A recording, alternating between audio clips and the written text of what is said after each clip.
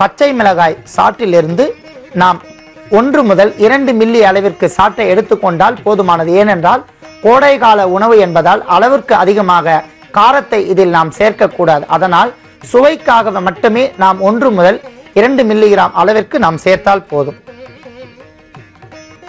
அடுத்ததாக செரிமானம் மற்றும் நஞ்சுக்களை நீக்கக்கூடிய அற்புதமான இஞ்சி சாறை நாம் 1/2 டீஸ்பூன் அளவிற்கு சேர்த்துக் கொள்ளலாம்.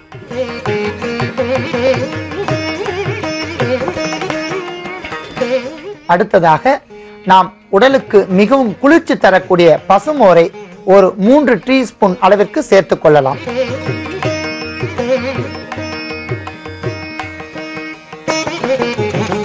இறுதியாக நாம் உணவில் ஏதேனும் விஷம் இருந்தாலோ அல்லது பொருட்களில் ஏதேனும் விஷ குற்றங்கள் இருந்தாலோ நீக்குவதற்கான அற்புதமான ஒரு பொருள் மிளகுத்தூள். அதை நாம் ஒரு 1/2 டீஸ்பூன் அளவிற்கு இத்துடன் கலந்து கொள்ளலாம். இத்தனை பொருட்களும் கலந்த இந்த வெஜிடபிள் பச்சை காய்கறிகளின் சாலட்டை இப்போது நன்றாக நாம் கலரி கொள்ளலாம்.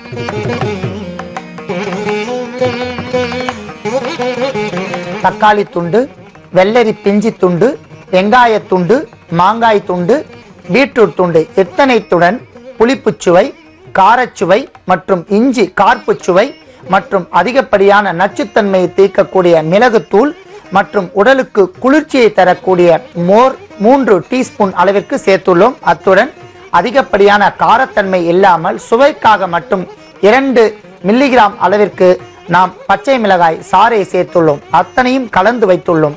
இப்போது இதனுடன் நாம் கொத்தமல்லி தழைகளை இதன் மீது தூவ வேண்டும். சுமார் 5 கிராம் அளவிற்கு கொத்தமல்லி தழையை தூவிவிட்டு இந்த கலவையை நாம் நண்பகல் வேளையில் மட்டுமே அருந்த வேண்டும். ஏனென்றால் காலை வேளையில் உடல் குளிர்ச்சியாக இருக்கும், மாலை வேளையும் வெயில் தணிந்திருக்கும். நண்பகல் வேளையில் தான் உடல் உஷ்ணம் அளவுக்கு அதிகமாக ஏற்பட்டு தலை பாரத்தில் அளவுக்கு அதிகமாக தலைபாரம் ஏற்படும், உடல் வெப்பமடையும், வயிற்று பகுதியில் கடுப்பு போன்ற சூழ்நிலைகள் ஏற்படும். நண்பகல் வேளையில் நாம் தினந்தோறும் இந்த பச்சை காய்கறிகளின் கலவையை உண்டு வந்தோமானால் நம் உடலில் ஏற்படக்கூடிய குற்றங்கள் நீர்க்கடுப்பு, உடல் எரிச்சல், உடல் உஷ்ணம் மற்றும் கண் எரிச்சல், இதனுடன் பீட்ரூட் சேர்ந்து இருப்பதால் ஆர்பிசி என்று சொல்லக்கூடிய உடலுக்கு தேவையான இரத்த சிகப்பணுக்களை அதிகரிக்க செய்யும். அற்புதமான இந்த பச்சை காய்கறியின் கலவையை அனைவரும் சாப்பிட்டு உடல் நலத்தோடு வாழ வேண்டுகிறேன். நன்றி, வணக்கம்.